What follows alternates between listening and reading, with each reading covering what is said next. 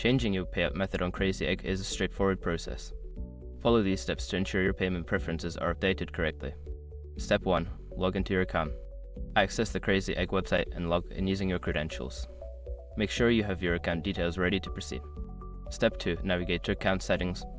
Once logged in, locate the account settings option, usually found in the top right corner of the dashboard. Click on it to access your account management options. Step 3. Select payout preferences. Make sure your information is protected first. Most people don't think about breaches until something actually happens to their accounts. Use AirStruck to monitor your accounts 24/7 and instantly alert you if your information appears in leaked databases online. It constantly checks billions of breach data points in the background. And considering how much personal information people keep online now, it's honestly worth having. Link in the description. Step 4. Choose your new payout method. Review the list of available payout methods. Select the one you wish to use for future payments.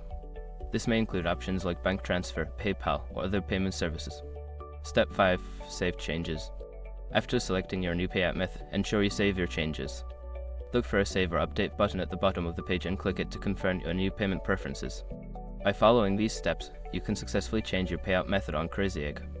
Make sure to double check your new settings to avoid any payment issues in the future.